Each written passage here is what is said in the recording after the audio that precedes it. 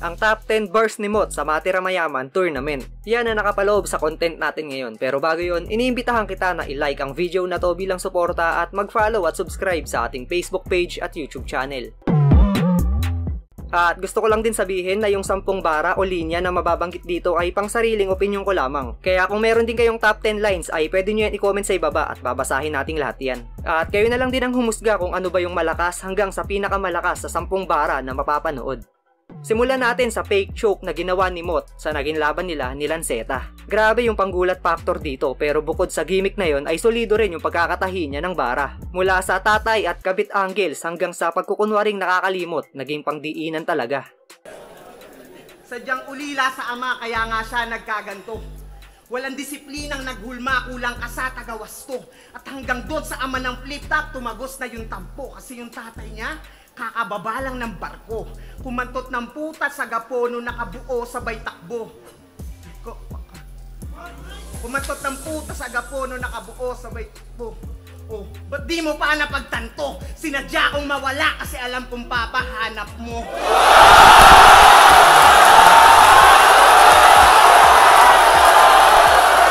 Yung akala nyong nagpapakamagulang ng gugulang na pala.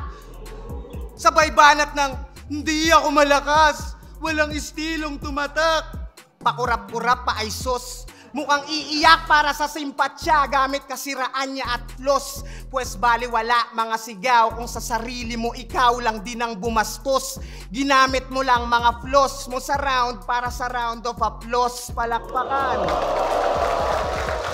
Napakaraming nag-aabang na magkatapat si Moth at Six Threat sa entablado. At nangyari na nga ito pero sa liga ng pangil sa pangil at hindi sa flip top. Naisipan nito gawing anggulo ni Moth at binanat niya sa naging laban nila. Naging epektibo yung bara na to dahil sobrang hinug na yung rivalry nila. Kaya kahit magkaharap na sila sa finals ng pangil sa pangil ay marami pa rin ang gusto na makita silang magsalpukan sa flip top. Kasi si Enigma nagtanim, si Phoebus lang yung nakinabang. Sa kakaiwas mo mamen, nagkaroon pa ng hidwaan. Kaya ba't nyo sisisihin tong Matira Mayaman? Eh masyado niyang pinahirapan. Kung san-san pa nakarating, kaya nga tour na kinailangan. Tas magyayabang ka ngayon, keso ikaw nagbubuhat sa amin? O ba't sa flip top, di mo nagawa yun? Yung kahambugan mo, subukan natin. Opisyal kitang hinahamon sa bagay na pinagdamot mo nga rin. Gawin ulit natin to sa ahon, mag-ubusan tayo ng hangin. Di ba tirador ka umasta?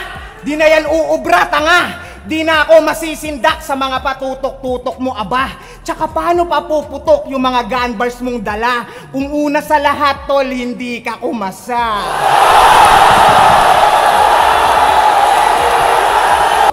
Kaya wala akong bilib sa mga tropeyo mo o belt yan ay hindi makatarungan. Pag yung kalaban alam niyang pwedeng humigit, didikit yan kalaunan. Mag-iisip siya ng ideyang basta di siya yung gipit sa sang-ayunan. Ikaw lang yung kilala kong walang leeg na takot magkatinik sa lalamunan.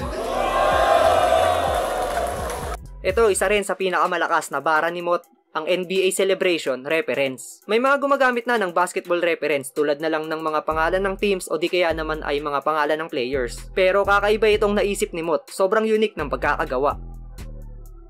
Kasi kinurunahan yung sarili, hibang natot na bubuang. Dapat sa'yo nananahimik o itulog mo na lang. Kasi ang laki ng ulo, puro buhat ng bangko, di naman kaya bitbitin. Ngayon tuturuan kita magpakumbaba, sana wag mo dibdibin. Kasi di ka ba kinikilabutan? Eh ang dami mo ng olats, dyan sa estilo mong paikot-ikot lang, puta sayang ka sa oras. Kaya mag-isip ka kahit konti, di ka pa kilalang alamat o nagmarka sa ganto. Dyan ang itatak mo sa kokote, mahiya ka sa balat mo. Kasi astang malakas to, pero yung angas tumutupi. Madalas mang asar mangunsume. Pero pag hinamon mo naman ang pisikalan, biglang bata pa ako eh. Ano? Puro damay nanay ba yung angle? Wag kang maratel, Brad.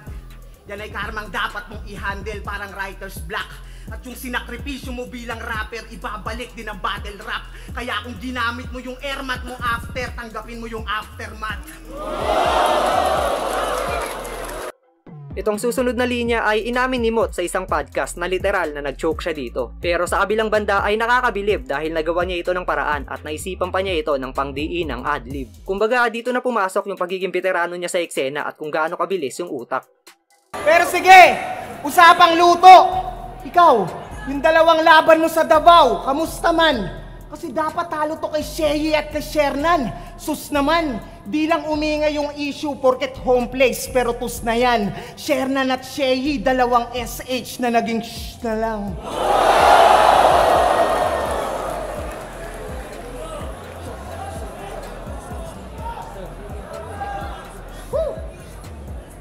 O, di ba walang ingay?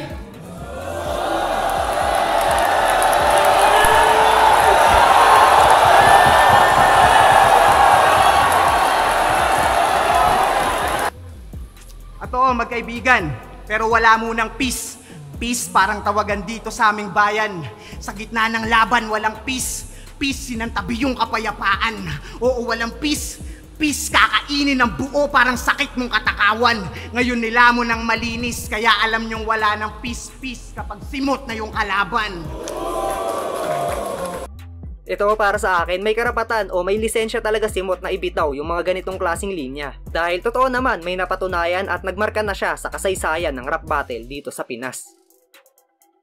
Sabi niya kanina, humina na daw masyado. O baka mas kailangan ko lang yabangan. Pues 15 panalo, pinakabatang kampyonato, nakabakat na sa pangalan.